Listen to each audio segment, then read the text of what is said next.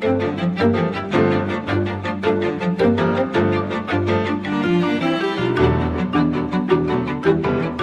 crec que sí, que el jovent és la principal font de contagis, però sempre hem de destacar que no només hi ha jovents que respecten les mesures de seguretat i també hi ha adults que no les respecten, o altres que sí o altres que no. Els joves, com a tots els col·lectius, hi ha persones que prenen les mesures i hi ha persones que no. O sigui, no per ser joves som diferents de la resta de la societat. Hay un poco de todo, tanto jóvenes responsables como mayores que no son responsables.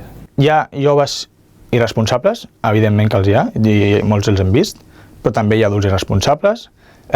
No crec que sigui una qüestió d'edat. He visto más gente con mascarilla que sin mascarilla jóvenes, realmente. O sea que yo considero que los jóvenes más o menos han cumplido. Els joves, la majoria d'ells sí que actuem amb responsabilitat.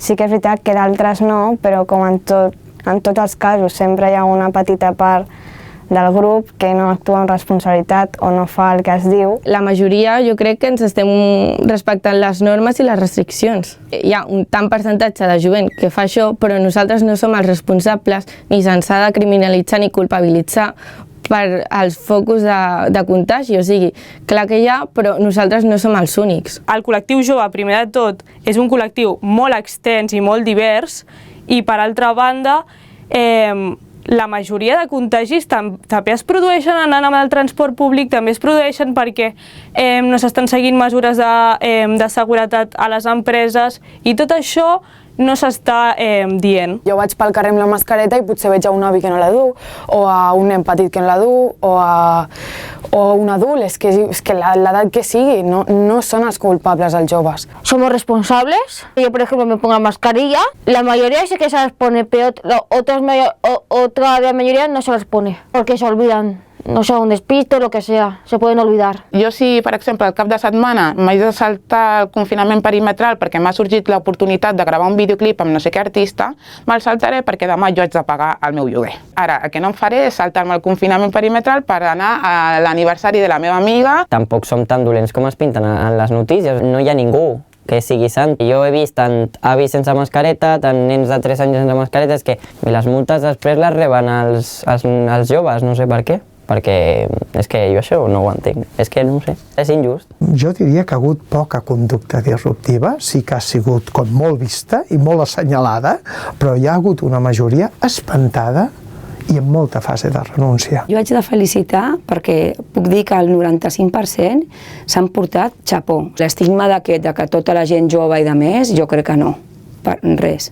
És una minoria molt petita. Ells estan fent aquest sobreesforç en un moment difícil i que tenint en compte la seva edat jo crec que encara suposa un esforç més gran que en els adults i que a damunt de què el fan en aquesta situació difícil doncs se'ls posi a tots en el mateix sac, per les actuacions d'uns pocs se'ls qualifiqui a tots per igual, doncs a ells això els hi provoca ràbia i impotència. Es molesten perquè van pel carrer Major passejant el gos i alguna senyora o algun senyor gran els crida l'atenció, tot i que porten la mascareta i no estan fent res, no? És pel fet que són joves. Hi ha algun col·lectiu, però minoritari, de joves que sí que és veritat que surten més al carrer, fan més disbauxa, però vull dir, la majoria de joves complim amb les mesures, estan complint perquè això es freni, perquè això acabi el abans possible, perquè nosaltres també estem patint aquestes conseqüències d'aquestes mesures. A mi m'agradaria adreçar un missatge d'ànims, d'esperança i d'agraïments.